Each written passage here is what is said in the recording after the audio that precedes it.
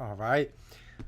Welcome, everybody, to the Infinite Potential podcast. This is the second episode, and today we are joined by my good friend Jen, and we're going to have a little bit of a conversation, of course, based around energetics, spirituality, and how these things impact the different aspects of our lives. So, first, of course, let's hear a little bit from Jen, a little bit of background and how you opened up to and started to get involved and exposed to spirituality, energetics, meditation, and things like that. So my journey started through crisis. So when I was 22 years old, I OD'd at a New York City nightclub called The Tunnel. I was a party girl. I was all about having fun with my friends, and I was living that lifestyle. And I was dancing. I had taken a lethal combination of drugs, and I just literally collapsed on the dance floor. Wow. Yeah. So that was like my start of my journey. And one of the drugs I had taken was ketamine. So I was in what they call a K-hole, which means that my body was paralyzed on the floor, and the only thing that was working was my mind. So in my mind, I was what I now believe was calling a prayer to God. And I always said, God, if there's a God, I will hunt you, I will find you, I will seek you. Please don't let me die. And I was screaming it in my mind. And then obviously the next day I lived. And from there on, every day since then for the last over 20 years has been honoring that promise that I made. Wow. Thank you for sharing. Beautiful that you were comfortable to share in this space. So thank you from all of us. So I'm sure I know that you have some questions with QiGong in particular, but I'd just like to kind of bounce off of that for a second and ask you, after that, how do you feel that started to kind of open you to spirituality and energetics in particular? So I became a seeker. I went back to my roots. I think that was where I started because that was what I was familiar with. And I grew up in a Roman Catholic background. So, and my grandmother was like a devout Roman Catholic. People would call her a saint and still talk about her to this day. So that's where I started my journey. So I went around to a bunch of different priests, and I was like asking a bunch of questions and seeing if I connected to that again. And I just, it sent me on a quest of really like seeking truth, seeking knowledge, seeking wisdom, seeking God, and wanting to know myself.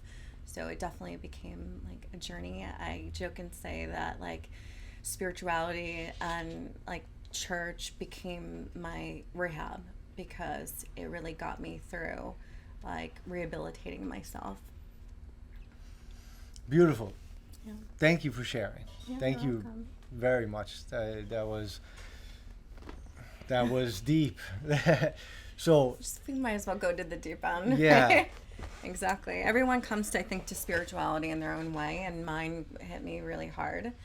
And again, it was like a promise that I felt, and I still feel, no matter what decisions I've made, no matter what other people think of the decisions I've made, it's always about me and God.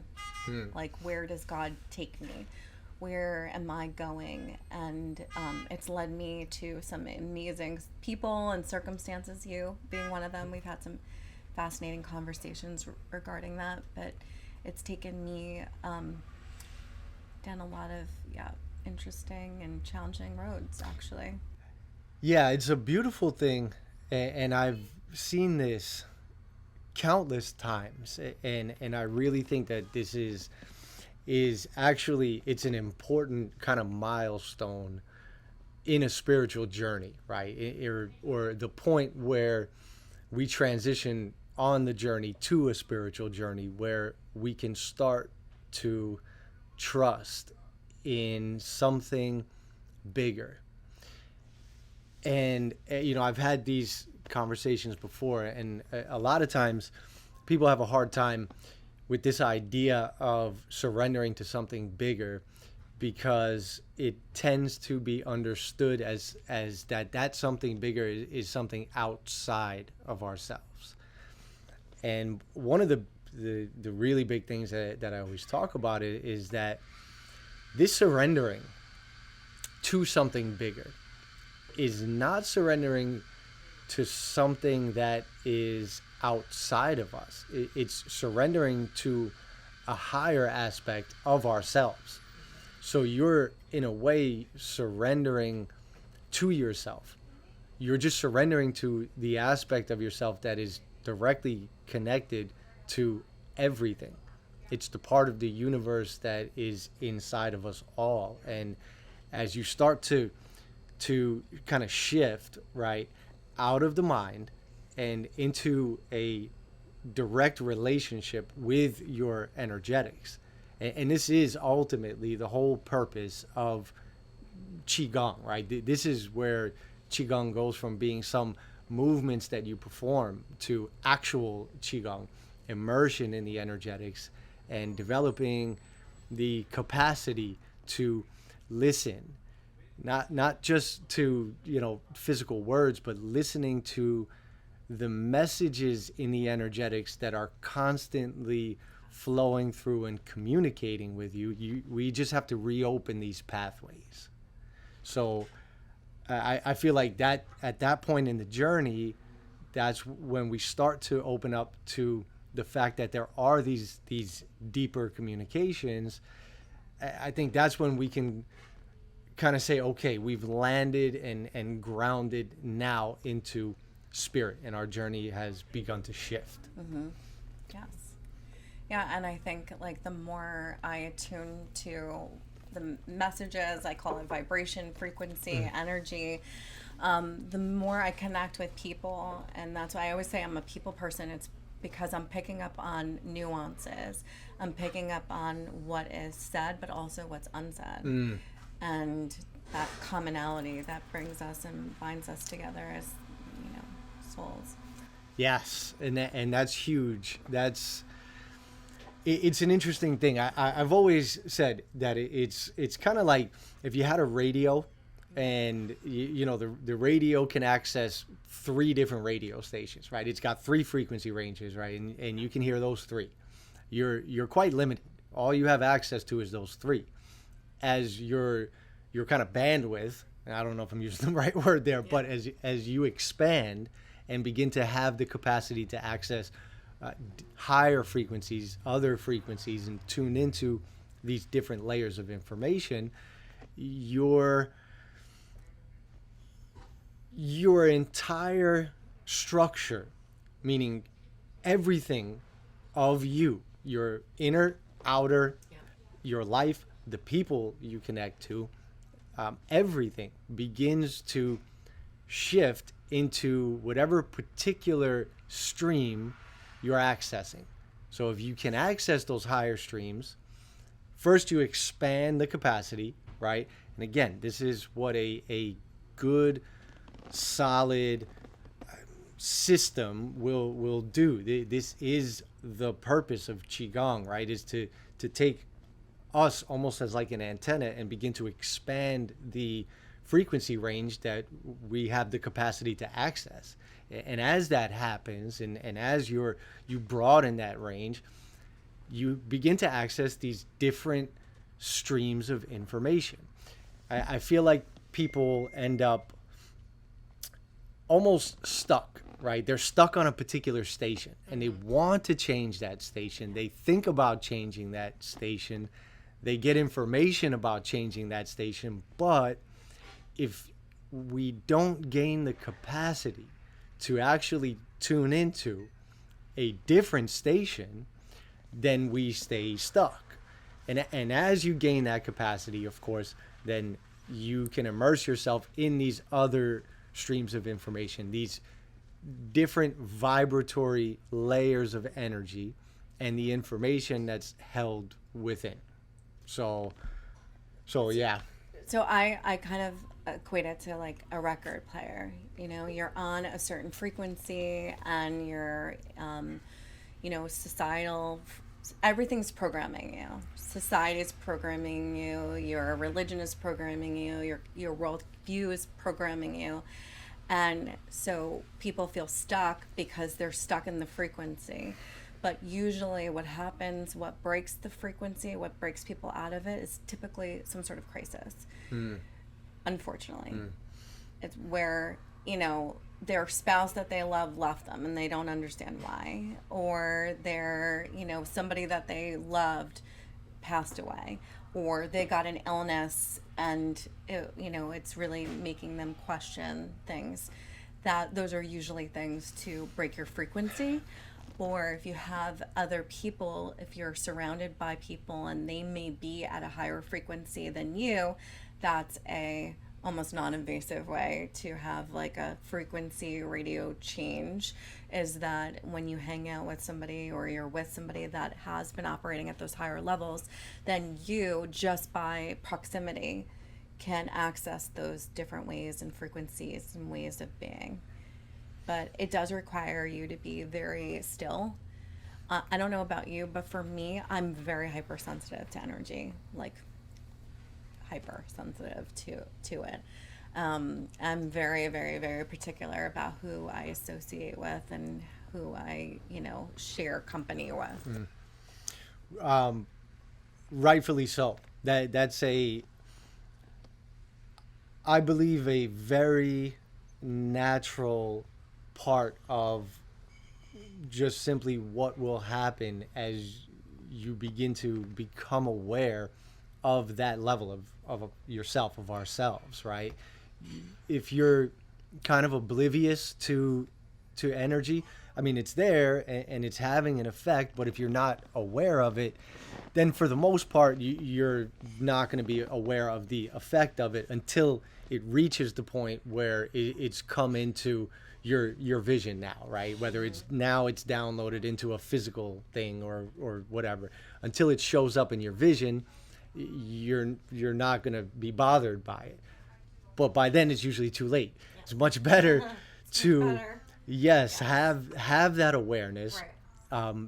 have enough space, right, and enough clarity to where you can perceive what should always be perceived. It's right there in front of us. We just tend to be very stuck in a particular position. But I think it's very natural, as you become aware of these different energies that are kind of part of the pool that we swim in, you'll become very selective about what you want to and don't want to share in, allow in, and expose to. So that's another important point. And the stillness that you mentioned, which is, I mean, I personally say, and from what I've seen over and over again, is absolutely key. It's the awareness of these things and opening up to these aspects. The stillness is critical. And I think honestly ties in with what you were saying before about these, unfortunately, typical shocking events that kind of shock us out of our mind, right? Because what happens? How do most people live? We have a kind of a set idea. The mind recognizes patterns. That's the nature of the mind, and that's fine. You're not going to change that. But when that's all we have to hold on to, and everything gets kind of viewed through the lens of the mind, when that pattern that it's created for that sense of safety is kind of shattered and shocked, then it tends to send us in a different direction. Absolutely. But we also live in a world that does not really support or like spirituality. It's almost the opposite. We live in a world and an environment where there's always lots of distractions. There's always people, things to take you off the spiritual journey. And it's, even as somebody that has been pursuing spirituality for such a long time, it happens to me too. It's like one of those never-ending journeys where, like, even if you are heightened in your awareness, you can still easily go off course, especially if you're, you know, in this world and you're just, again, observing the news, or you're picking up on all those, you know, static energy, static sounds. Yes, 1,000%. This is so one of the main reasons that I teach what I teach, the QiGong in particular. It's very easy. It's one thing, right? We have an experience of higher energetics, right? We have an experience of higher frequencies. You can see this often in some of the psychedelics, right? Yeah, you can definitely open up, expand out, and have a major experience. The integration of that experience and the integration of those higher energies, especially with what tend to be considered lower energetics, is a whole nother story. Yeah. And nowadays has become, you know, it's very popular to kind of chase the third eye and the high vibes and, you know, even the heart and love, which is all beautiful things, but without having a solidity, without being grounded and completed in the lower centers as well, can be very difficult to integrate some of those higher vibratory energies with the totality of you. And it's interesting because it is tough no matter what. In this world, you know, there's things that are pulling you in 1,000 different directions. If we want any hope at all of staying solid and grounded in our inner world as we move through this so-called outer world, even though, yeah, it's all the inner world, but on this level of experience, there's both, right?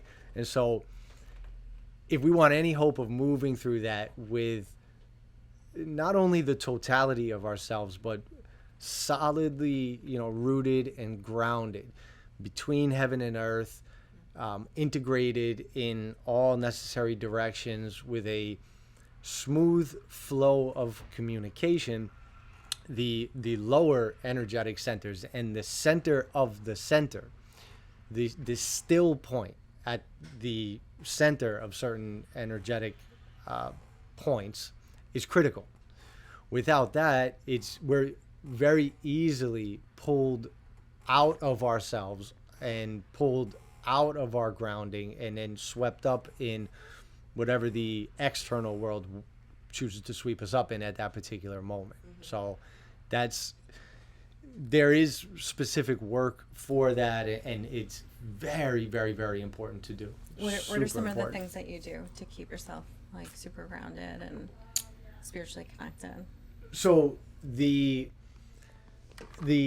QiGong in particular, in the way that I've learned and chosen to teach, right? Because I've done the QiGong for a while now. It's been over 25 years, and there are many different ways that QiGong can be taught. I mean, you can hit a Google search on QiGong and find all these seemingly different things, right? They are interrelated, and there are different purposes for different aspects. QiGong is kind of like an umbrella term, right? It means it's energy work, right? It's skill with energy developed over time and effort. But again, if we think of it physically, right? You have a bodybuilder, a gymnast, a ballet dancer, and a free runner. They're all developing their body, right? But they're developing in specific ways for what it is that they want to achieve. So the approach that I've always kind of resonated with and been blessed enough to have incredible teachers in is the approach of the using QiGong, understanding first and foremost it's more than just the exercise, right? It's how you approach the exercise. You never want to leave yourself to do qigong. It's not just a performance piece. It's not just how you move or how you breathe or how you sit or stand or whatever. It's where you are within yourself, and almost to the point of not even what you practice or how you practice, but who is practicing, which aspect of you is practicing. So establishing a solid connection to the center of the center, which is clarified a little bit more in when I teach the actual classes. But when you understand that principle and you've built a solidly established connection to the center of the center, which is your center, and the center point, not even as just an area in space and time, but almost as a particular level of existence. Almost how we can look around and see all these separate things, or seemingly separate things. These, however, on a quantum level, right, they're all aspects of the same field. So you can look at the thing, or you can look at the field, right? So establishing conscious awareness, right, of the center layer, that level, bringing that, using that, allowing that to inform every aspect of the particular practice you do, is the great reversal, right? Very, very, very important to immerse and enter directly into the energetic fields through the center point, and then allowing that to inform everything else that is done. And then, of course, there's direct work in integrating forces from heaven, those particular vibrations, earth as well, super critical. Very, very important to be solid and grounded and powerfully connected to the great Mother Earth that is here supporting all of us, right? And then being able to circulate, move, and flow this energy throughout all the different areas, points, channels, and aspects of us, because that's how we establish and build a deeply open and connected self. Is very common for us to, maybe we're more open in one area or one energy center, right? And so we tend to function from that energy center, and maybe other energy centers are very closed off, and we can't really access those energy centers. We can take perfect example. Take the chakra system, right? Everybody, nowadays pretty much has heard about the chakra system. And so they're like, oh, okay, I got these, 7 different chakras, these 7 different energy centers, and, we read about them and get information about them, and, okay. But to connect to them, to know them, to feel them and resonate with them, the same way that you can tap into an arm or a leg, is critical. And you can have, let's say, the heart is very open in somebody. They're very connected. There's a powerful communication from the heart to the conscious awareness. So it feeds into your reality very much. But maybe that person at some of the lower energy centers is very disconnected and very shut down. So that information doesn't really kind of connect up to and feed into what the heart is feeding into, and it does not enter itself and inform your conscious awareness. So now you run around with your heart wide open, but you're like a chicken with your head cut off, right? And there's no ground, there's no solidity, and you don't know when to draw boundaries, where and how to draw boundaries, how to stay solid and settled within yourself, and, constantly overgiving, getting hurt, weakening yourself, and saying, not really understanding why, right? And then you can have, like, let's say the reverse. You have somebody that is powerfully connected, right? They're rooted, they're solid, but maybe the heart is missing. So you can get a very kind of ruthless and just the way you would think of somebody who's has that aspect but is really missing the heart.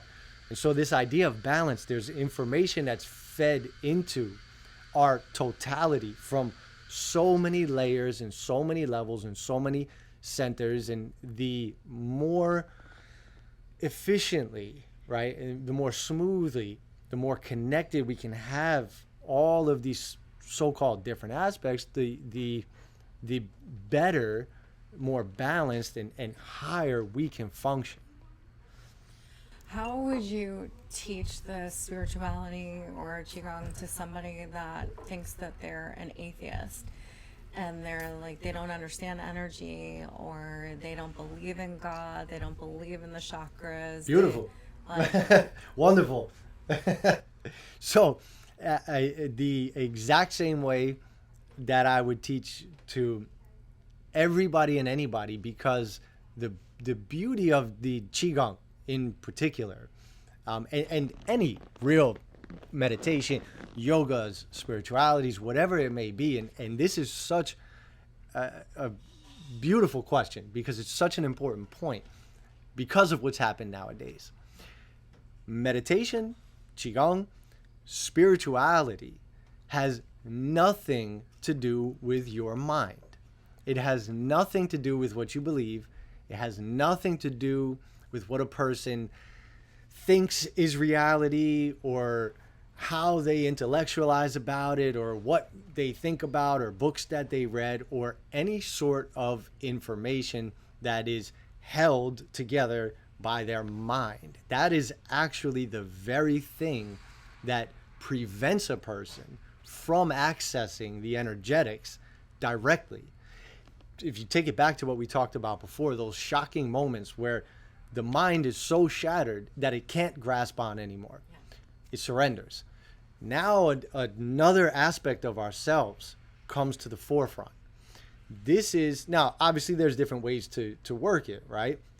It can be as simple as refusing to engage the mind, saying, okay, I don't care what I believe or what I think, or this is real, this is not real. Regardless, I'm going to suspend the mind for a bit and just engage with these practices and see what happens, right? Because you don't have to believe that the meal you ate is going to be digested and give you nutrition, right? It doesn't matter what you believe. You eat it, it does its job. There's other aspects and other forces and other things going on that are way past the intellectual capacity to grasp. And so it's actually great. I never ask anybody to believe in any of this, just enough to actually do something about it, right? To actually do it. You go to the gym, you lift the weights. You don't have to believe it's going to improve your physique. You don't have to believe it's going to make you healthier or this or that. If you do it, it happens. And then the mind can reorganize around that afterwards. But very important to suspend the mind completely so that we can start to open up to another part of ourselves where spirit can come forth. And then then you don't have to believe anything, then you know. Have you had, in your particular journey, have you had the experiences where when the mind is no longer trying to run the show and is no longer at the forefront, that's where the magic happens? Like flow, like a flow state. Yeah. Absolutely. Absolutely. Yeah, definitely. Many times. It's a beautiful thing. Many times. And I'm always constantly reminding myself, like, get out of your head into your heart, and then that's when usually the flow state happens for me, is when I stop thinking about or trying to control things. Yeah. And I have to surrender to it, because Yes. I can lean towards that and wanting to control things, but I have to let it go, and then that's usually when things just come to me.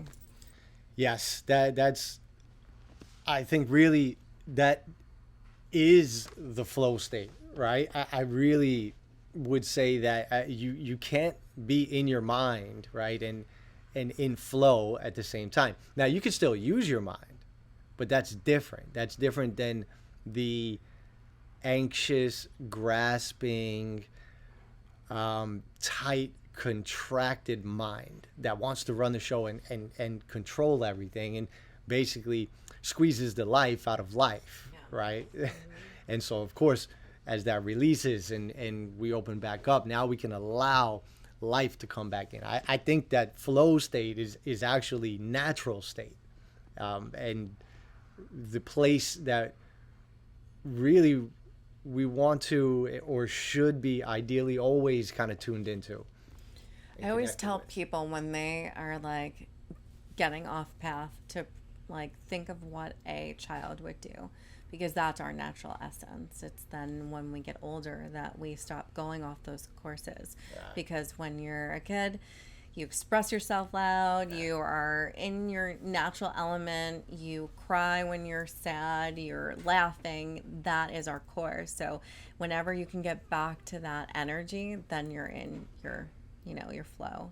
Yeah, it's a beautiful point, because that is, and so many that are tuned in will say it, and it makes sense, right? Because as a kid, the mind hasn't developed to the degree that it has as an adult. As we grow up, right, and we collect ideas, we collect information, and we collect responsibilities, right, and we just start to really solidify the mind.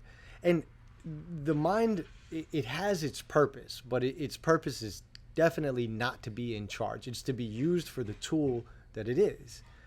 So if through this kind of growing up process, we solidify and harden the mind more and more and more, well, of course, what's going to happen? We end up cutting ourselves off from all the other aspects of ourselves, and then we're completely out of balance, to the point a lot of us, we don't even realize it. We think that it's normal, and maybe it is normal, but it's not natural, right? It shouldn't be normal, and we just kind of exist in this condition.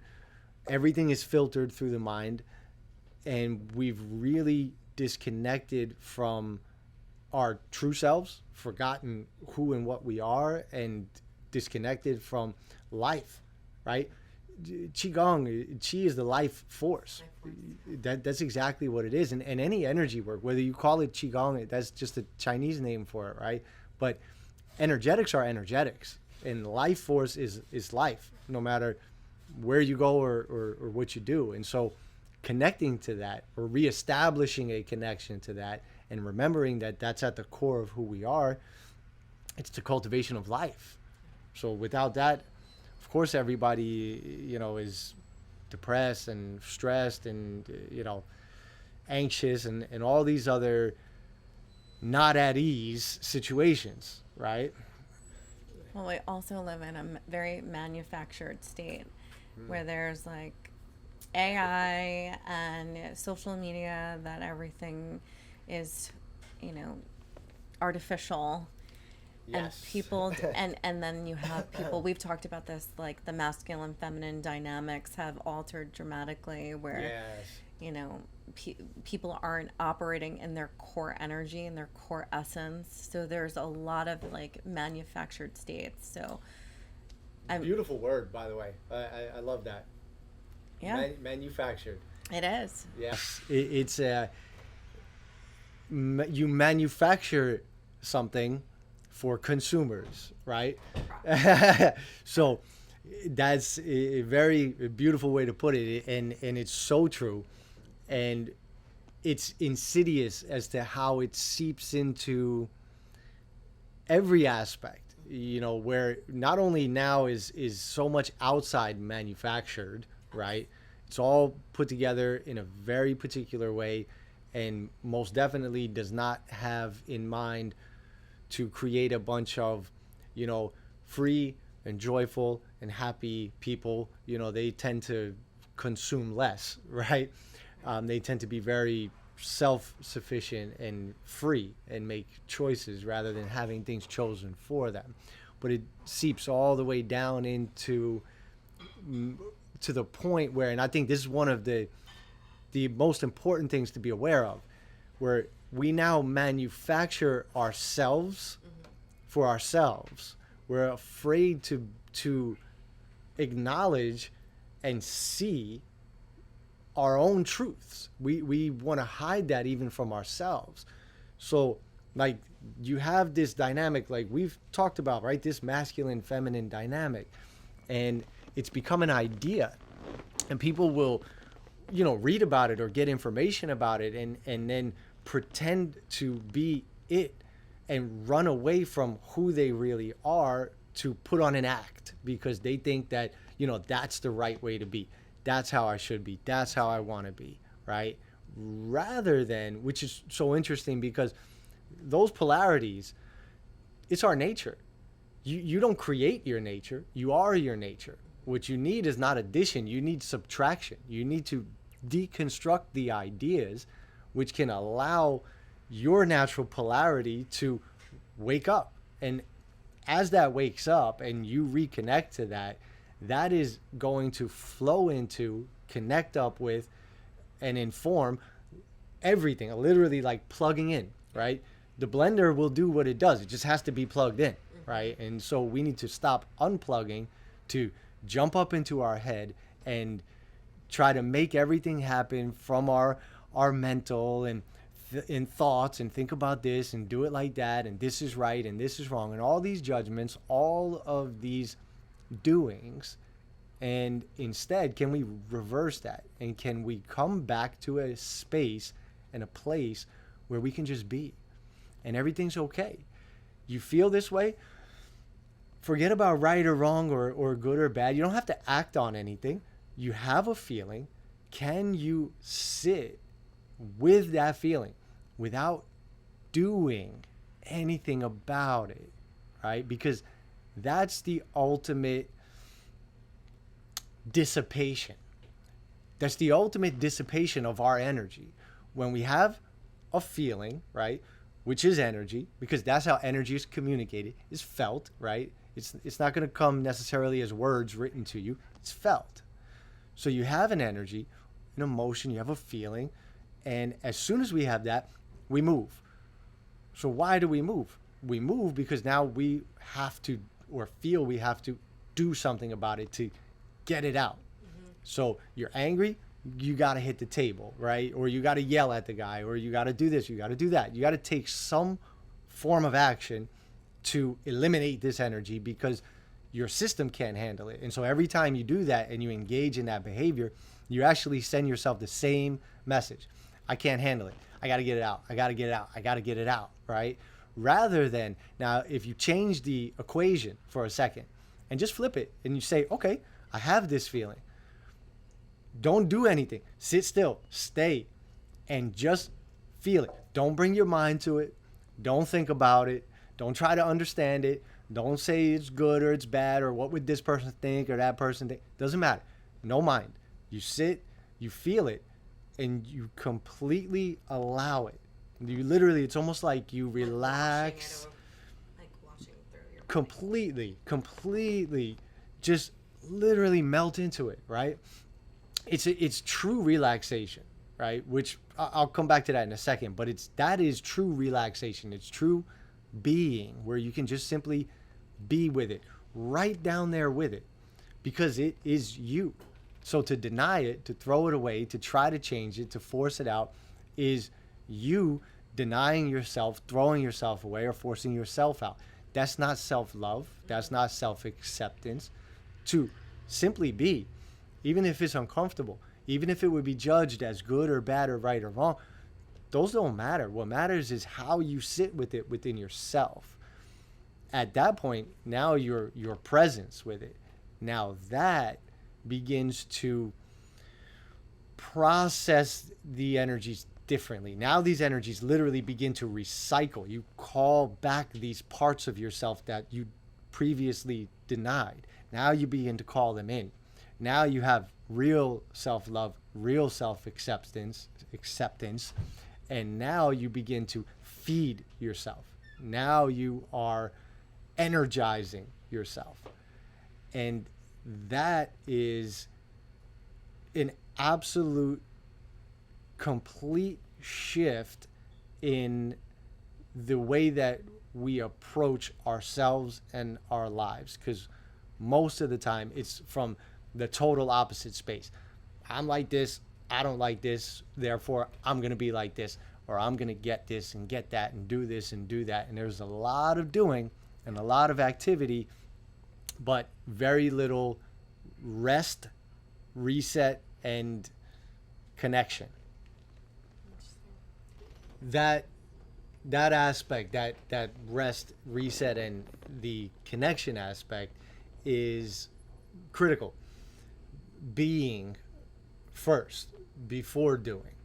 And this carries into every single aspect of our lives, especially up to and including and especially the work that we do for the majority of our days. How has that played? Because I know that we have very similar backgrounds in the fact that we have finance services backgrounds, but we also have spirituality in our lives as a forefront. So how has that played out for you? For myself, I would definitely say, and having been involved in a few different things and different projects, and as I get older, especially seeing this really at first kind of tapping on the window and then really hammering it home is that if you're not doing what is truly in line with your purpose, it's always going to be an effort. And I don't mean effort in the sense of just activity. You can resistance, it's resistance, force. Yeah. Because actually it's kind of goes the other way, where if you're in line with your purpose, you can engage with a heck of a lot more activity because so much more of you is behind it. Mm-hmm. So much more of you is involved in it. There's a passion, there's an energy, yes. There's a flow, there's exactly. Yeah. There's which you real need as energy. An entrepreneur. Like if you're not, you need it. You yes. need it. Yes. You need to have something higher than yourself, or yep. to engage you to do the things that are required of you to yep. be successful. You could have the best paying job, and I get it. I understand. Obviously, everybody needs to afford to live, right? But you could have the best paying job. It would be the equivalent of, if that's not in line with your purpose, if there's not a true love to it, it would be the equivalent of having a Ferrari, right, in your driveway, but no gas. Yeah. So you can engage with, and listen, we can't sit here and pretend. You engage with whatever's on your plate at the moment, with whatever you have to engage with. But what will happen if you engage with yourself simultaneously, and preferably first, but never leaving or losing your connection to yourself, more of the deeper layers, as you start to meditation, to me, it's almost like this excavation process, right? As you go inward and you start to uncover things, and these things are you, and you start to uncover more and more and more of yourself, that energy cannot help but flow out and into every single aspect of you in your life. And so it will pull you and move you towards that is in line with you. And then your job at that point is to pay attention, to listen, and allow yourself to move with that. The mind, of course, will always come in. It'll come in with its fear. It'll come in with its, well, what about this and what about that? And okay. But staying present in the alive flow of life. It's like surfing. You jump into your head while you're out there, right? You're not going to surf the wave. You're going down. You're going down, yeah. Stay tuned, stay alive, stay flexible, stay open, and allow for the water of life to move you. I think in my career too, so we have the mortgage banking background, but what I realized is that I wasn't operating under my core energy for a long time running my business, because I thought that in order to be successful, you had to be highly competitive and like aggressive, and that it was required in this high pressure, role, right? 100% commission my entire life, always hunting for business. It's that masculine energy, but so I was always in suits. I always like had that like powerful demeanor, but that wasn't my core energy. And so when things happen, I would take it personally. I would get hurt, easily, because my core energy is feminine. It's that softer energy. So I realized that very quickly that I had to redirect my energy on how I was going about business. Instead of that masculine like hunt, I had to be the attraction, which is more feminine. So again, being more aware and in alignment with our natural energetics and flow has been important.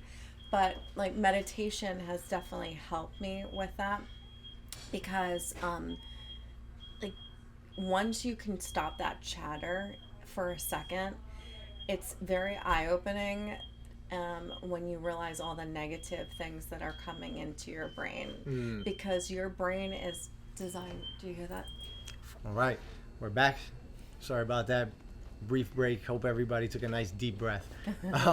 So I absolutely, I want to continue because I absolutely love where we were going with that, and you brought up a phenomenal point that it took some time for myself to start to understand this, and the idea that to make an impact or to access power comes from at least the way that it's typically approached, right? The masculine side, the yang side, where it's very forced, right? It's very, it has more of those forceful, pushing, aggressive types of tendencies, which gets associated more with the masculine or the yang. And just to be clear, We have both. We all have both. we all have both. It's not a woman or man thing, right? These are polarities, yin and yang. We are all yin and yang. We are, Yes. spirit plays through us and manifests as yin, yang, absolutely. But to use that to organize the idea of, okay, this yang side of accessing power, this very forceful way.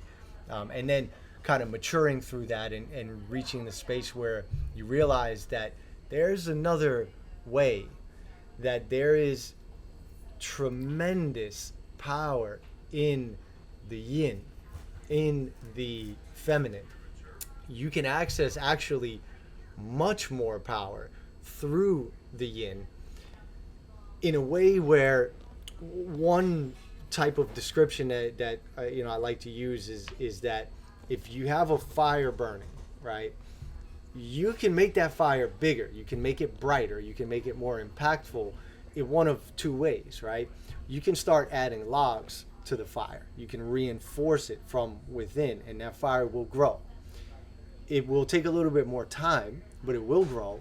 It will be more substantial, and it will be more sustained that way. Versus if you were to take that fire and dump a bunch of gasoline on it, then it's going to shoot up, but it's going to be very fast. It's going to be more short-lived, right? And is going to eat up the base of the fuel at the same time. And we see this time and time and time again. If you look at the business world, you see people constantly who there's a lifespan. They push themselves to the brink, right to the edge, and they push and push and push and push until they can't push anymore, and they're fried and they're burned out because they have accessed their power, their energy in a very yang type of way. On the yin side of it, which definitely requires some different levels of internal connection, but once you have kind of established yourself back to your inner core and begun to access your inner power, and you bring that out in through stillness. This is done in a yin way. This is the power of calmness. This is the power of gentleness, right? And I don't mean just gentle as soft. You can be as fierce as a tsunami, right? Water is super soft. It's one of the softest things, but a tsunami can be devastating. Sure. And so the power of the yin is a little bit more difficult typically to access, but levels beyond. And it's accessing your power in a way that's also not destructive to yourself, but it's actually reinforcing yourself. So circulation happens. Right. When you force your power all the time, you're forcing yourself out of yourself, and so you're losing your energy. Yes. Through the yin, you can actually access your power and use it in a way that it can actually feed back into you. And therefore, now you have even more energy, more power to access. And then, as long as you continue with that proper type of connection, that proper type of dynamic, you will feed yourself, because now the circulation is happening. It's not a dumping out, it's not a throwing out, it's an actual circulation based dynamic. And it requires stillness. It's not information based. The type of power, the type of connection here that we're talking about is not something that you're just going to read or hear or listen to and then boom, it's there, unless you've got a certain foundation in place already. Yeah. If not, then yeah, that's where the experiences that can be offered through the yin, through stillness, right, through feeling, that's critical. Yeah. And we've kind of gone the opposite way, right, where everything is thinking, everything is mind, everything is up in the head, and every situation that confronts us, we jump up out of ourselves, we leave our bodies, we leave our felt aspect, we leave our feeling to literally just shoot up into our head, distract ourselves from everything, or try to figure it out. And in truth, it's nothing more than another form of dispersion. This is why people find meditation so difficult. This is why people find quieting the mind, as it's typically said, so hard, because the mind, the way of mind that most people are used to, is simply a result of a load of junk stuffed down into their bodies, between them and their feelings, that's forcing them up and out of their body and into this incredibly insane habitual pattern of thought. And you're not going to stop that.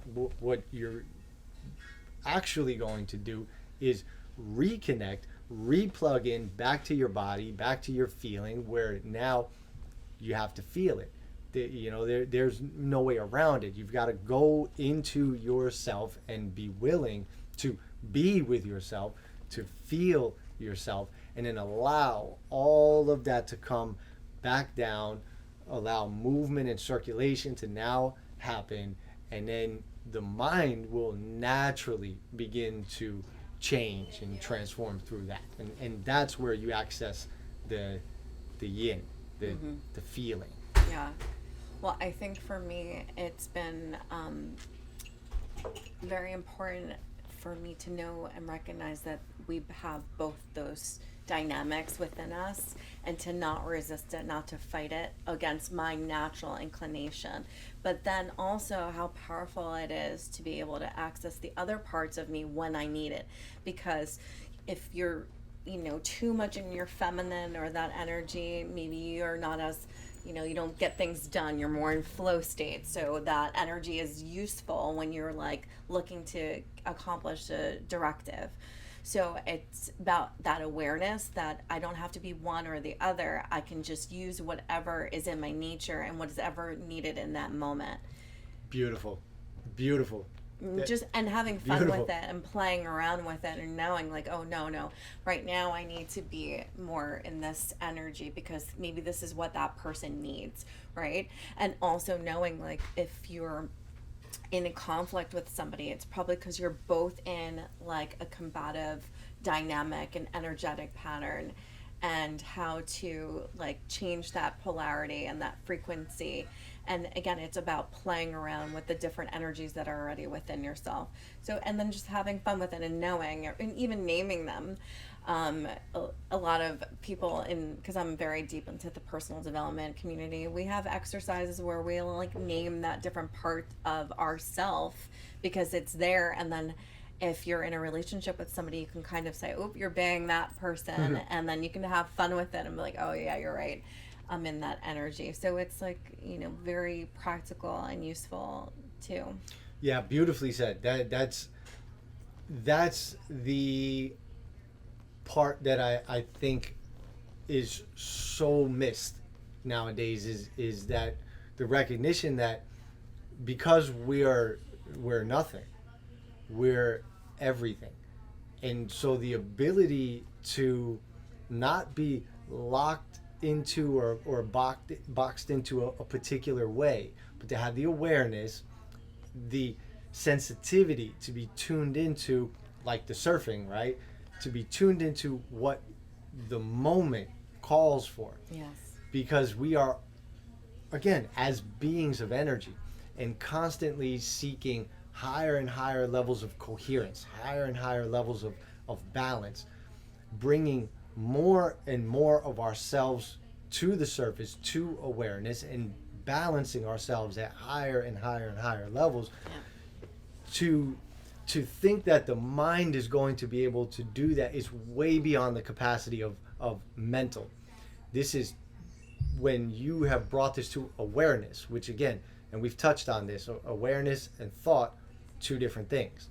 So the capacity to bring all of yourself, the so-called good and bad and right and wrong and this and that, masculine and feminine, in every single way that the one shows up as the many, to bring all of that into the field of awareness and have the consciousness to then allow that to move through and show up and balance itself throughout all the different dynamics that it shows up in is critical. It's not, you'll never have just one thing or be just one thing and open every door, right? Or balance every aspect. The ability to move and to flow and to circulate, that's life. And that's, life is always seeking more life, right? And so to allow for that, to not squeeze it, contract around it, or stop it because you think it should be like this or we think it should be like that, but to have the courage to really surrender, to completely immerse yourself into life itself. Just like surfing, right? It's a great analogy. You're going to be moved, and you're always going to be moved in the greatest and highest good if you allow for that. If you can listen, stay aware, and allow, then life becomes a dance, right? And now it's not a fight anymore, and now it's not just I've got to get here, I've got to do this, I've got to get that. It's now it's life again. It's alive from moment to moment to moment. You are in the flow of life, and the awareness for that is everything. Yes. Yeah. Very true. Thank you, Jen. I think that Thank was. you for having me. I think that was wonderful. We we could talk about this for days and days. Yeah, until days become weeks. Yes, exactly. That was really wonderful, though. I really appreciate you being here and taking the time out. So thank you very much for that. My pleasure. And I hope everybody enjoyed. And we will see you guys again soon. Okay, thank you guys for being here today. If you like what you've heard, feel free to comment below. If you have any questions, feel free to ask. Anybody that's engaged with anything that I've shared and actually tried and spent some time doing the practices, please reach out. Let me know how they're working for you. Let me know if you have any questions. Also, visit the website. There's a ton of free content and some wonderful programs over there that can really help you out. So thank you guys again, and I'll be seeing you soon.